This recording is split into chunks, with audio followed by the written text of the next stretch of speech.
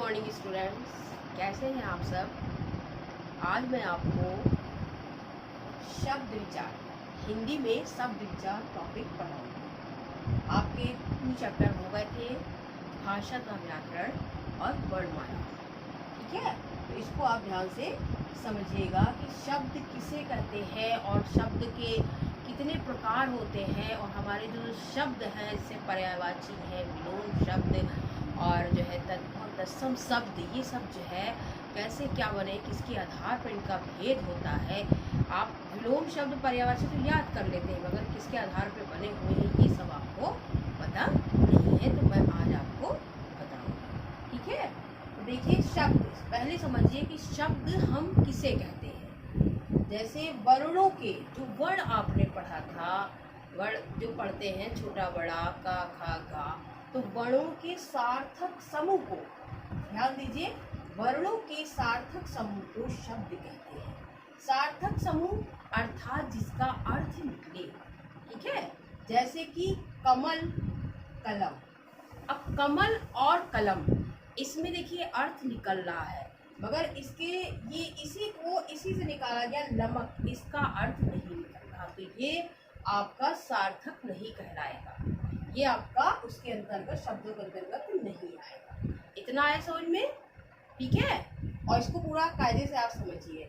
और इसके बाद इसी के आधार पर हम शब्द की परिभाषा देखेंगे कि वर्णों के सार्थक मेल से बनी स्वतंत्र और सार्थक ध्वनि शब्द कहलाती है, जो हम लोग बोलते हैं। अभी आपको बताएंगे किस तरह के शब्द, जैसे जो बाहर से आए, विदेशी आए हैं, और आगत शब्द जो है, मतलब जो कहाँ से, ये सब आपको, रेलगाड़ी है, बहुत से शब्द हैं जो हम आपको इसके बारे में बताएंगे। ठीक है, तो आप ये समझिए, शब्द भेद उत्पत्ति या स्रोत के आधार पर, रचना या बनावट के आधार पर शब्द भेद, अर्थ के आधार पर शब्द भेद, प्रयोग के आधार पर शब्द। तो सबसे पहले हम आपको उत्पत्ति के आधार पर बताएंगे कि उत्पत्ति के आधार पर कितने प्रकार के शब्द आते हैं। ठीक है, तो इसमें है आपका तत्सम शब्द, उत्पत्ति के आधार पर तत्सम शब्द।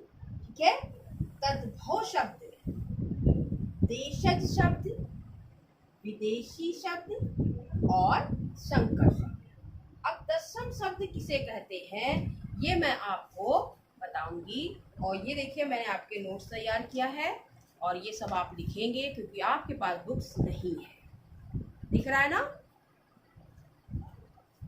ये देखिए बेटा, दिख रहा है ना?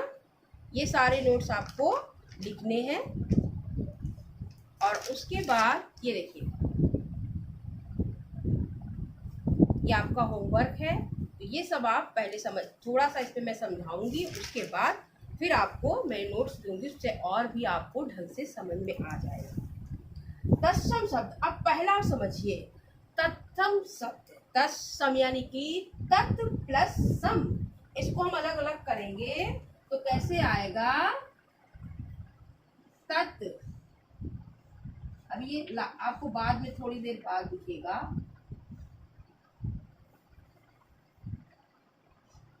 तत् प्लस सम,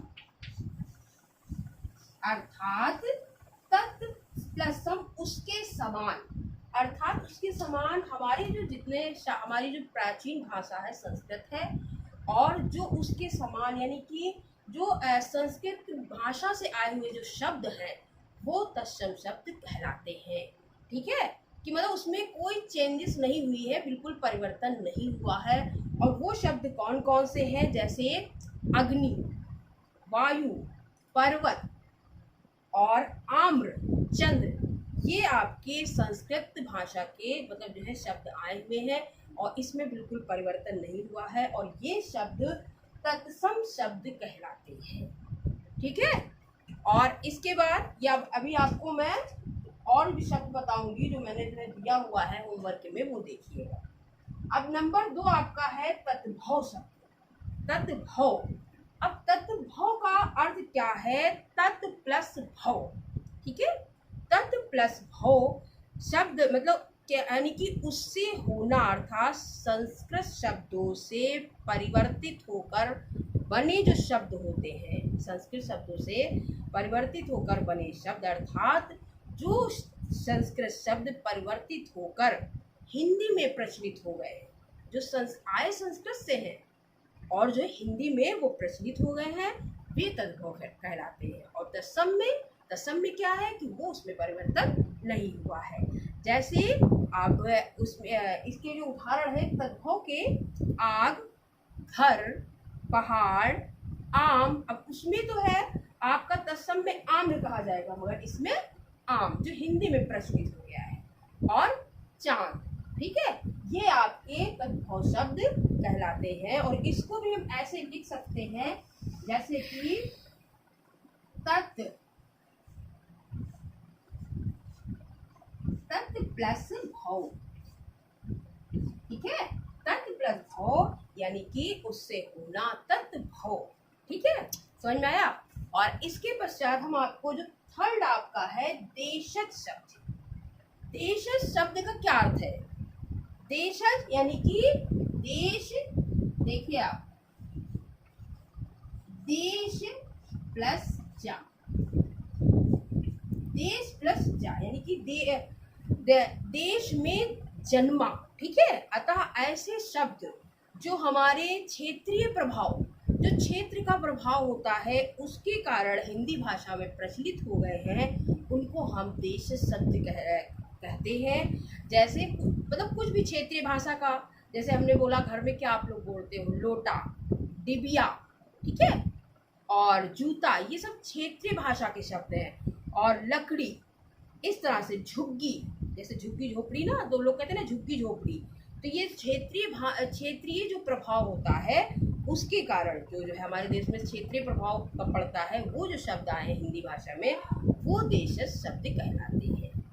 आया इतना समझ में? उसके बाद विदेशी शब्द। विदेशी शब्द देखिए, विदेशी यानी कि विदेशों से जो शब्द आए हैं उनको हम विदेशी शब्द कहते हैं, और इनको हम आगत शब्द भी कहते हैं। विदेशी भी कहते हैं और आगत भी कहते हैं कि आए हुए, ठीक है।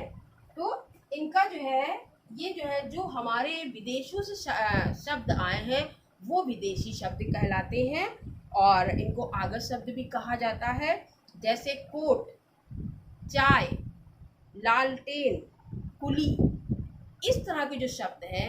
बाकी जो है मैं और आपको जो नोट्स में दूंगी उसमें आप पढ़िएगा। इसमें मैं थोड़ा, क्योंकि हम लोग पास टाइम कम होता है कि हमको इतने पीरियड में आपको बताना है, ठीक है।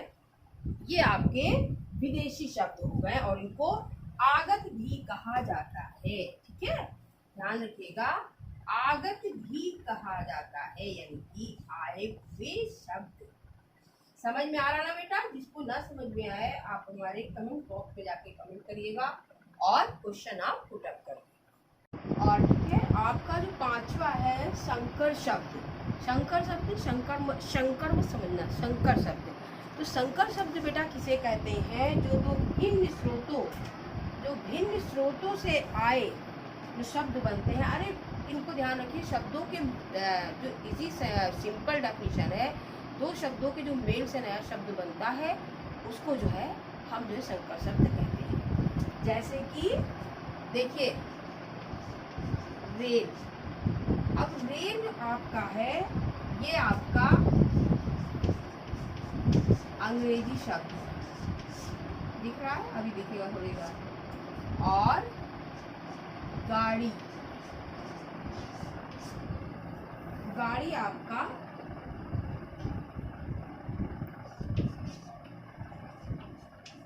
हिंदी शब्द। तो ये आपका जो नया शब्द बना वो बना आपका रेल गाड़ी, ठीक है। ये शब्द आपका संकर शब्द कहलाया, इसलिए मैं लिख के बता दिया। रेल आपका अंग्रेजी शब्द है और गाड़ी आपका हिंदी, तो मिलके बराबर हो गया रेलगाड़ी। ये आपका कहलाता है ये संकर शब्द, ठीक है, ओके। और इसके बाद जैसे इसी तरह से छायादार, छायादार, वर्षगांठ। अब छायादार में जो छाया है आपका, ये आपका संस्कृत का है, ये आपको पता होना चाहिए। तो जो भिन्न स्रोतों से आए, तो भिन्न जो है क्षेत्रों से आए, संस्कृत, और ये हो गया दार, ये आपका हो गया फारसी।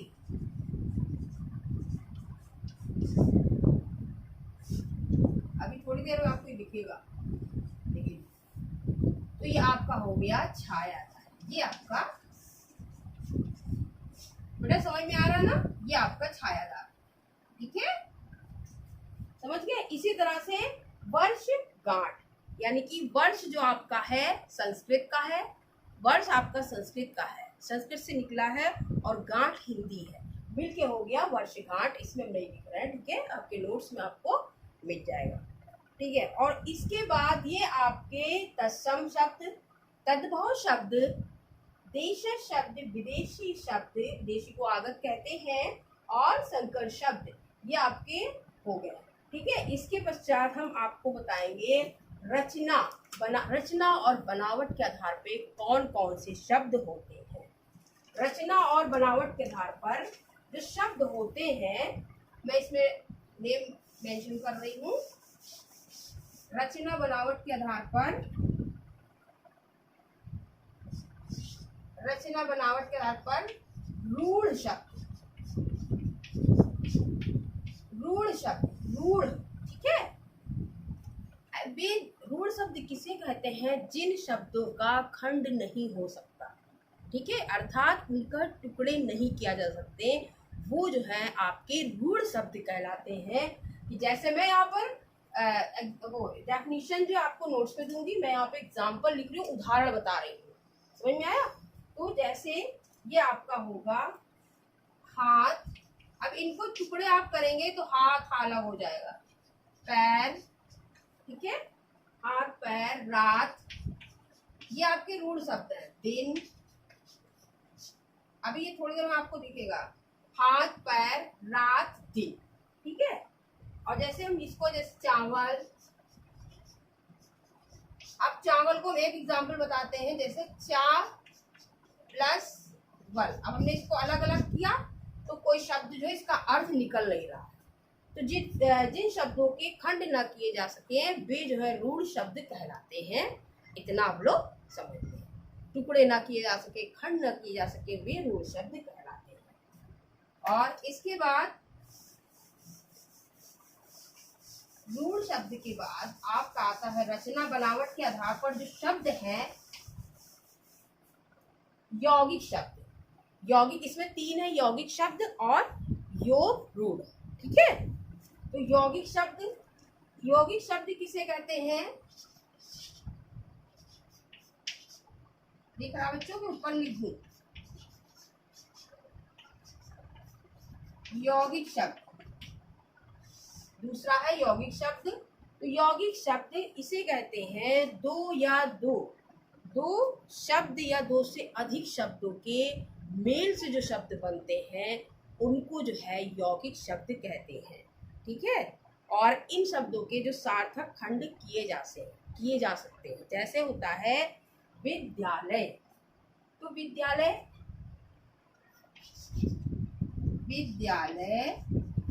अब इसको हमने किया विद्या,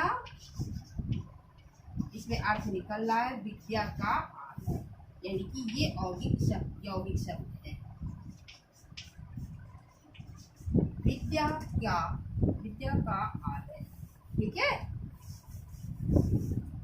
और इसके बाद जैसे राजपुत्र, ऊपर लिख देते हैं, ठीक है, इतना तो समझ गए होंगे।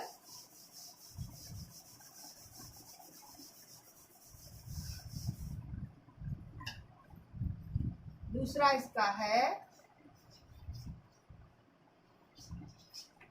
राजपुत्र, तो इसका होगा राजा का पुत्र, ये आपकी यौगिक शब्द है। राजा का है, ये राजा का पुत्र, ठीक है।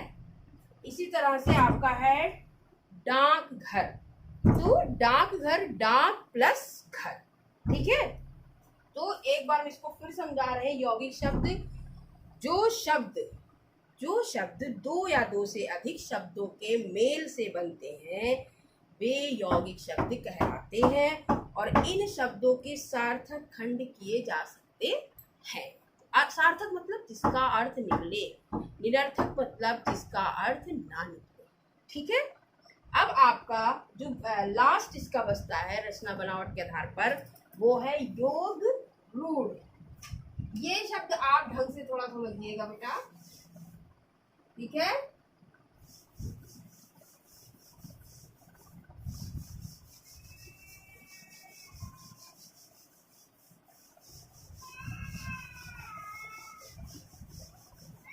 योग रूढ़ ये आपके बहुप्रिय जो योग रूढ़ के शब्द होते हैं वो जो है बहुप्रिय समास के जो सभी उदाहरण होते हैं वो योग रूढ़ शब्द ही होते हैं। ठीक है। तो योग रूढ़ देखिए बेटा, योग रूढ़ ये तीसरा है आपका योग रूढ़, अभी ये बाद में दिखेगा। तो योग रूढ़ उसे कहते हैं योग रूढ़ शब्द जो वे शब्द होते हैं कि जो यौगिक यानी यौगिक तो होते हैं परंतु जिनका अर्थ जो होता है विशेष होता है। ठीक है। विशेष अर्थ में प्रयुक्त किए जाते हैं जैसे, और ये इनका जो समान अर्थ जो इसमें प्रकट ना होकर एक विशेष अर्थ जो है बताता है कि जैसे पीताम्बर। ठीक है। तो पीताम्बर मैं एक आपको ऐसे बता दूं तो पीताम्बर का मतलब होता है पीला वस्त्र, मगर इसका जो विशेष अर्थ है वो श्री कृष्ण के लिए होता है कि उन्होंने पीताम्बर धारण किया। तो जो विशेष अर्थ जो शब्द विशेष अर्थ में प्रयुक्त होते हैं वो योग रूढ़ शब्द कहलाते हैं। ये आगे जब मैं आपको समास पढ़ाऊंगी तो उसमें आप बहुव्रीहि समास में इसको पढ़ेंगे। आप एक दो उदाहरण योग रूढ़ के देख लीजिए। ठीक है। जैसे है पीताम्बर। ठीक है। पीताम्बर। अब इसका जो अर्थ है समान अर्थ पीला वस्त्र। ठीक है। ये आपका सामान्य अर्थ हो गया और इसका जो विशेष जो अर्थ है वो आपका श्री कृष्ण के लिए प्रयुक्त हुआ है।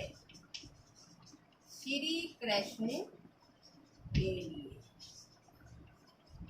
प्रयुक्त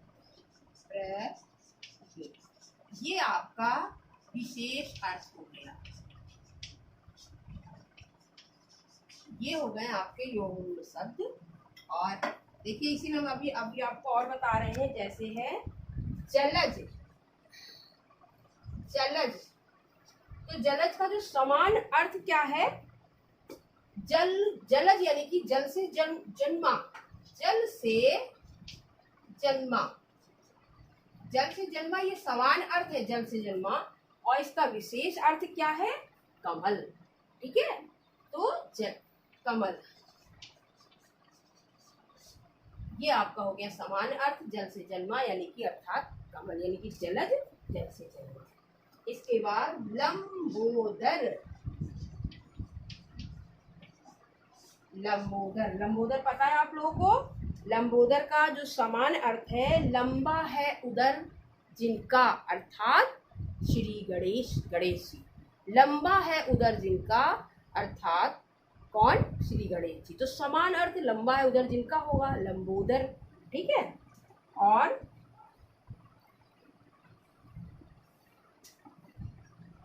लंबा है उदर, ये थोड़ी देर बाद आपको ब्लैक में दिखेगा। लंबा उदर जिनका अर्थात कौन, श्री।